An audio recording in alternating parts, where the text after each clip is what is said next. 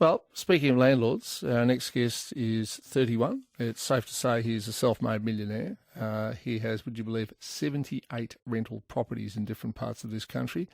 Eddie Dilleen, good afternoon. Good afternoon. Thanks for having me. When did you buy your first property? I bought the first one when I was 18, and I was actually just working at McDonald's, believe it or not, to save that first deposit. And what made you think that property ownership was the way to build wealth? Well, I grew up in housing commission, believe it or not. So single mum on a pension, so it was just literally herself and I. And the area that we lived in was absolutely just very rough. It was one of the worst suburbs in Sydney.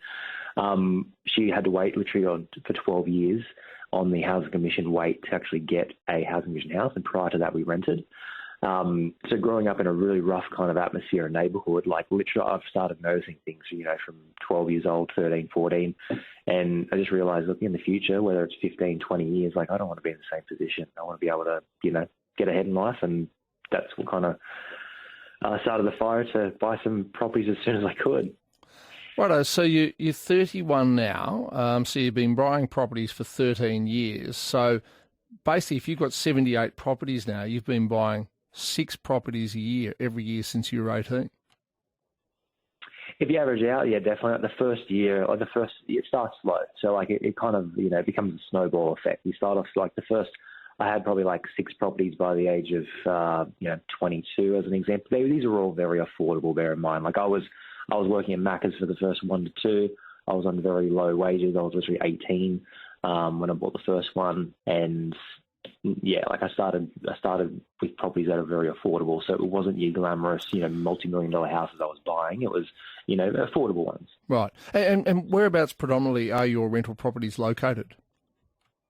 So predominantly all major capital cities such as Brisbane, Adelaide, Sydney, Perth.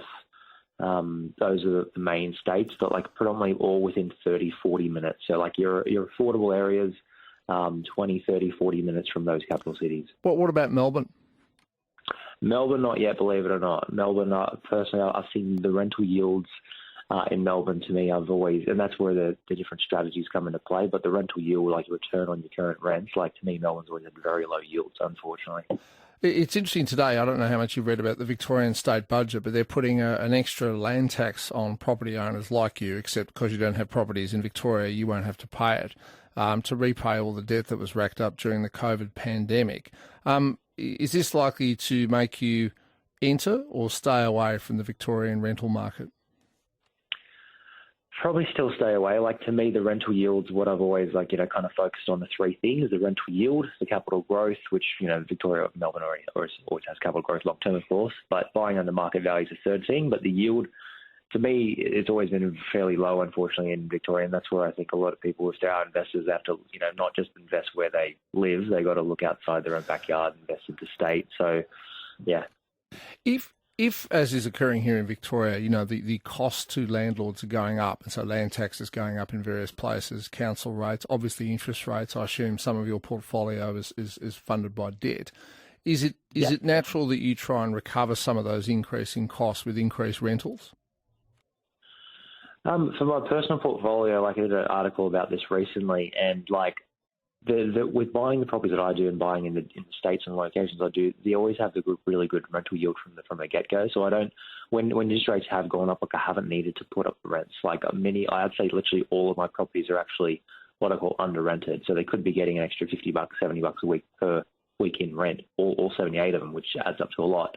But to me personally, I've always, kept them low as an example, and if they're good tenants, I want to keep them in there. So to me, trying to get the maximum isn't really the best thing, because you can actually have more turnover of tenants and you can have vacancies for longer.